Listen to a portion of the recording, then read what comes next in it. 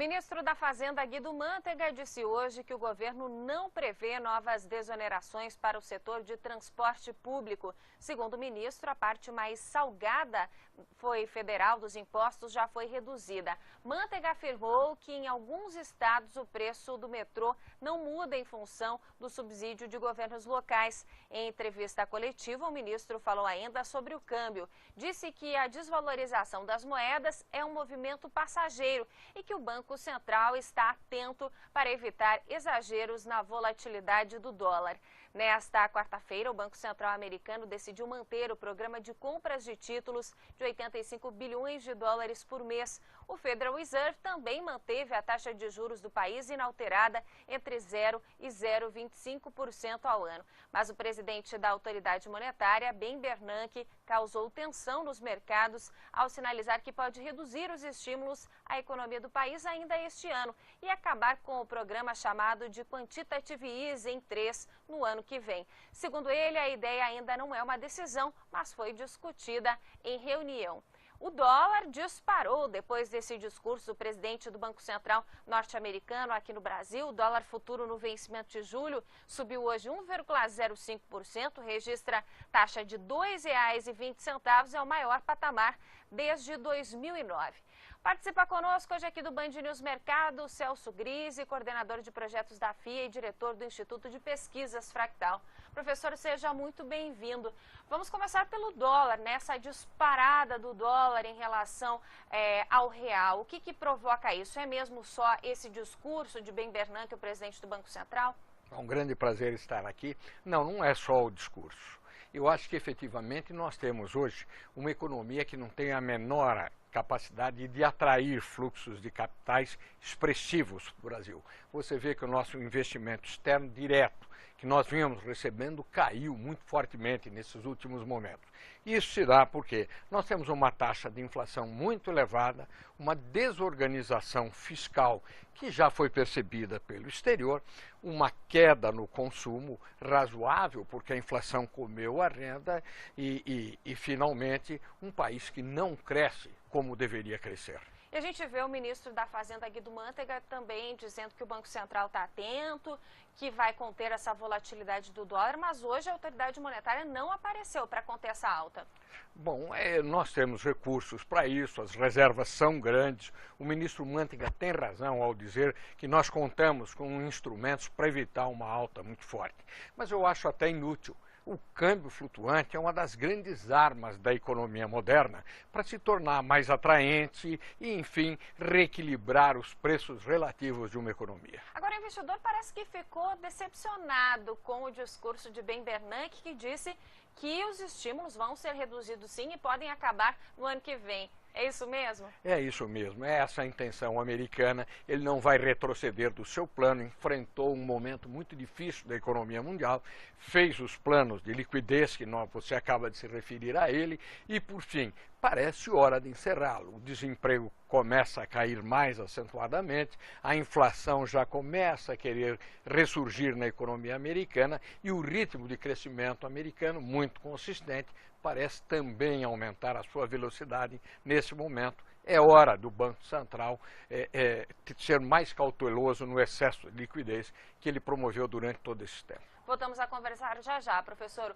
O Fundo Monetário Internacional considera que a contração da economia da Espanha deve acabar em breve. O país está em recessão desde o final de 2011. Para o FMI, as reformas feitas até agora ajudaram a estabilizar a economia. Mas ainda é preciso fazer mais para combater o desemprego de mais de 27%, com quase 5 milhões de pessoas fora do mercado de trabalho.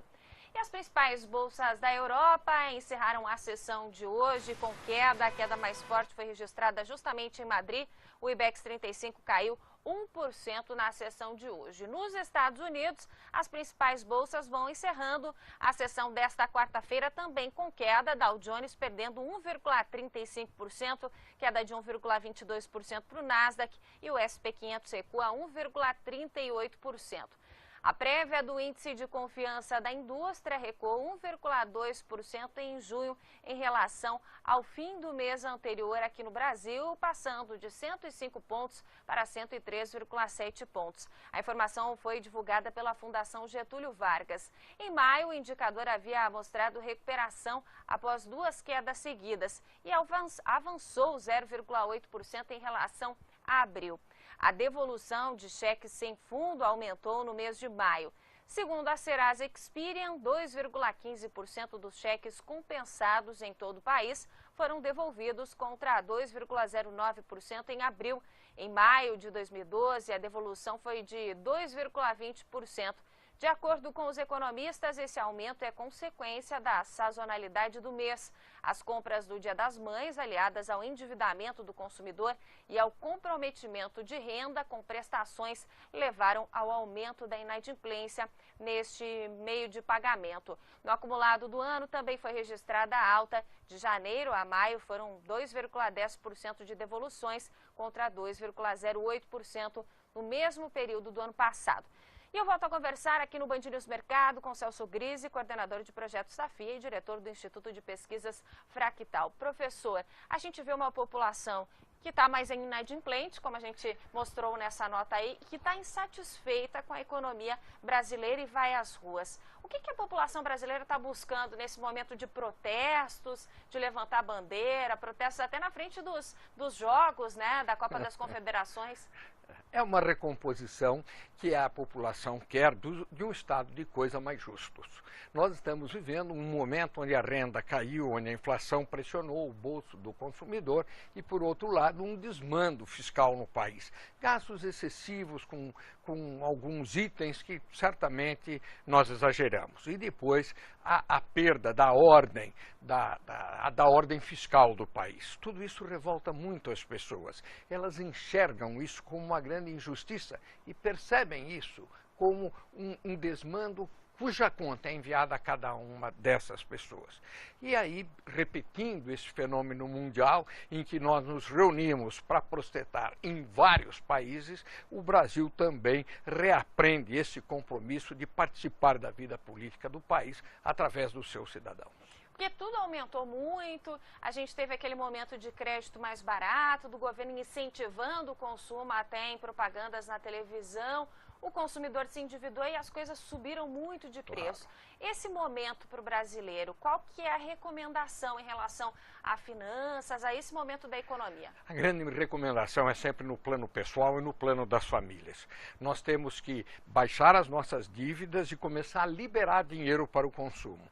Porque numa economia parada, como estamos, até o emprego vai começar a se ressentir nos próximos períodos. E é preciso se preparar para um momento mais difícil de ajuste da economia nacional, que deve se dar aí até o final do ano e aí então pensar numa recomposição econômica. O nosso Ibovespa, o índice da Bolsa Brasileira aqui, está hoje no menor patamar desde 2009, justamente depois desse discurso de Bernanke falando dos estímulos à economia dos Estados Unidos. O que a gente pode esperar para a Bolsa Brasileira e de que forma ela reflete o que acontece na economia real? Bom, a Bolsa Brasileira está apenas refletindo o pessimismo que acometeu o investidor internacional e o investidor nacional.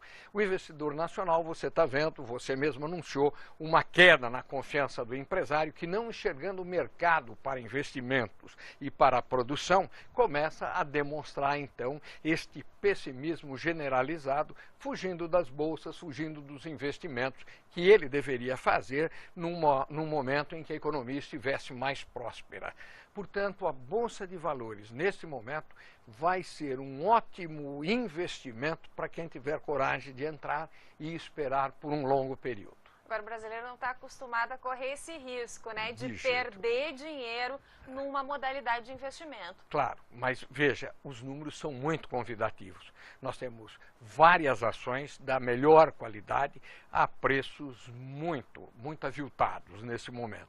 Quem tiver disponibilidade para o longo prazo e um pouco de coragem, porque este é um mercado de risco, deve entrar nesse mercado agora ou daqui ainda a alguns dias nós podemos sofrer novas baixas. Muito obrigada pela sua participação no Band News Mercado, professor. Grande prazer.